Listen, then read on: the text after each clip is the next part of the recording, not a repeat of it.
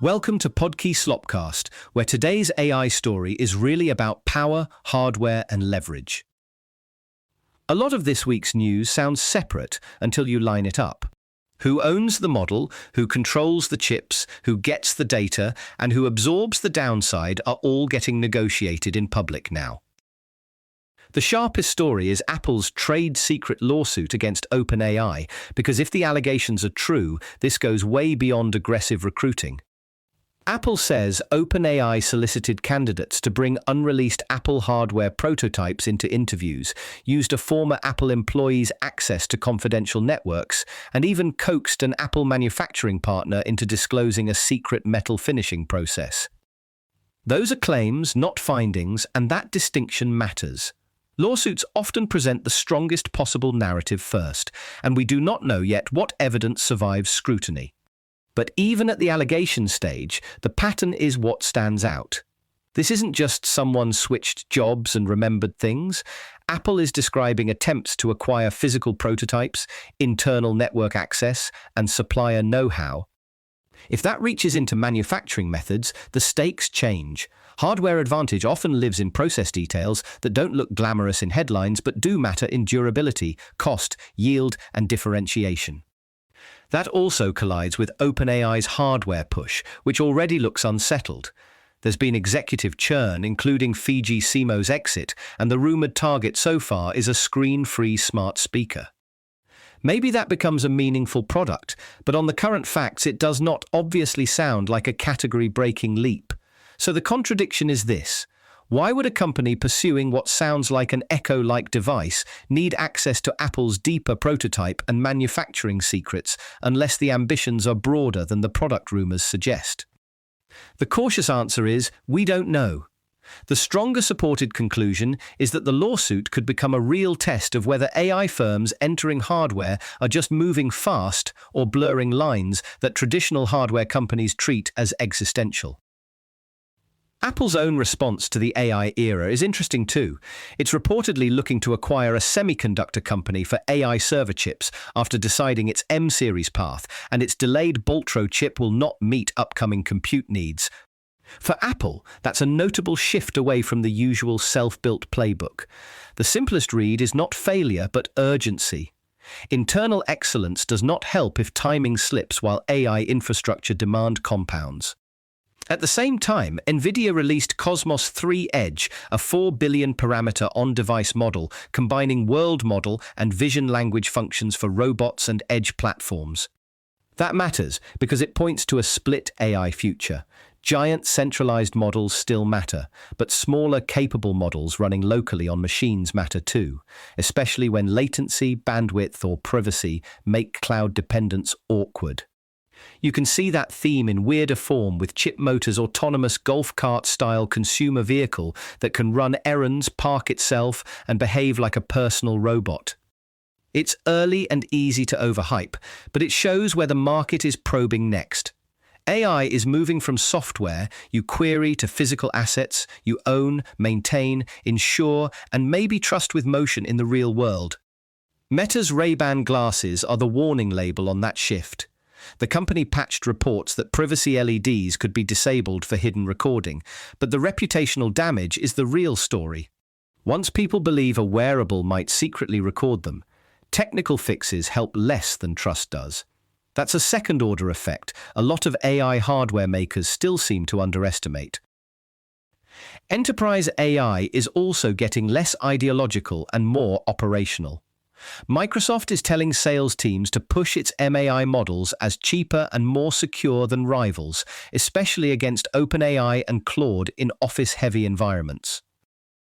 That's not just model bragging, it's a distribution argument. If the suite, identity layer, compliance stack, and billing relationship already belong to Microsoft, good enough and integrated can beat best benchmark surprisingly often. Then you have the trade-off many enterprises are facing. Fine-tuning closed models can lower token costs, but open-weight models offer stronger data sovereignty. The hidden issue is total cost of ownership. Fine-tuning looks cheap if you stare at token pricing alone, but the critics have a solid point. Data curation, retraining, evals, pipeline maintenance, and infrastructure are not side notes. They are recurring commitments. Thinking Machines Lab is betting that companies want more control anyway.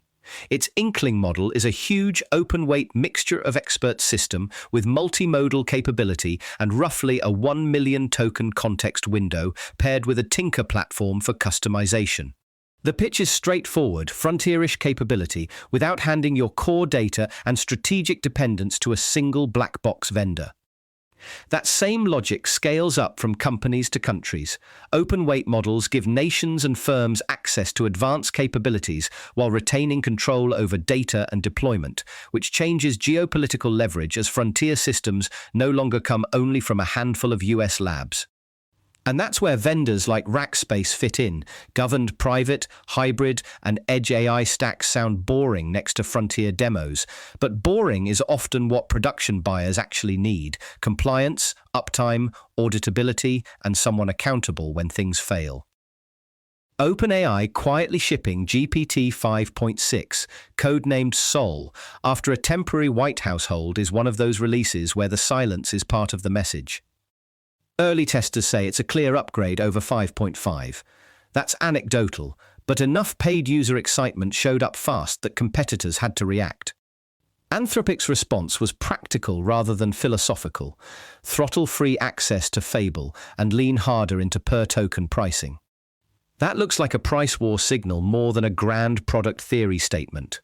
Frontier labs still talk safety, alignment, and mission, but they are increasingly competing like infrastructure vendors under margin pressure. Anthropic's dystopian hard questions ad didn't help clarify its position. The imagery of fire and a military cemetery may have been intended as sober caution, but many people read it as vague fear marketing. Sam Altman mocking it on X was predictable and also strategically useful for him. If your rival's message creates confusion, you amplify the confusion. The deeper point is that frontier AI firms now have a branding problem alongside a technology problem. They need to warn about risks without sounding apocalyptic, sell capability without sounding reckless, and cut prices without signaling weakness.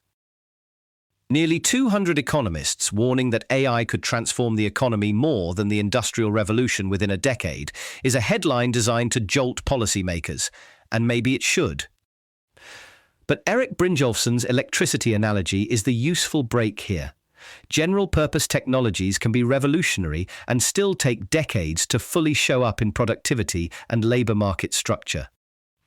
His Stanford Canaries numbers are more concrete than the broad manifesto language. Early career jobs down 2.7%, year over year, mid-career roles up 1.6%, and he says the pattern survives controls. That does not prove mass AI displacement everywhere. It does suggest the burden may hit labor market entrants first, which fits the intuition that entry-level tasks are easier to automate, unbundle, or offload into AI-assisted workflows. The policy ideas floating around show how unsettled the response still is.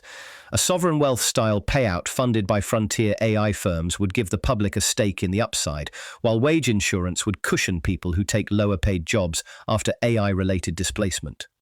Both ideas target real problems, and both raise hard implementation questions about eligibility, incentives, gaming, and whether the state can keep up with a moving technological target. There's also a quieter institutional issue.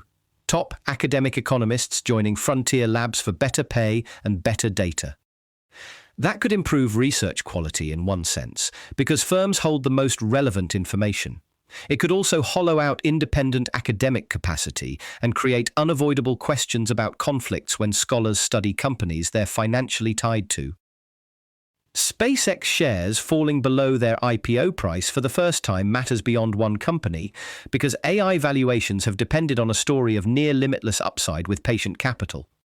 If public markets are getting less willing to underwrite that story, IPO timing and private market pricing for firms like OpenAI and Anthropic could tighten too. And then there is the physical bottleneck nobody can benchmark away. New York's one-year moratorium on new hyperscale data centers over 50 megawatts makes it the first state to pause construction while it studies water, power demand, and heat island effects. Supporters say that's prudent planning before infrastructure locks in. Critics say it is political theatre that may just push development elsewhere. Both arguments have substance. The strongest uncertainty is about substitution. Does the pause improve planning, or does it simply export the same compute demand to other states with different standards? Either way, the era when AI growth could be discussed as mostly software is ending. Chips, land, water, grids, supply chains, and local politics are now part of the model conversation. That's the thread running through all of it. AI is no longer just about who has the smartest model. It's about who can secure inputs, earn trust, survive scrutiny, and turn capability into something durable. Thanks for listening to Podkey Slopcast. This episode was generated by Podkey. Create your own at podkey.fm.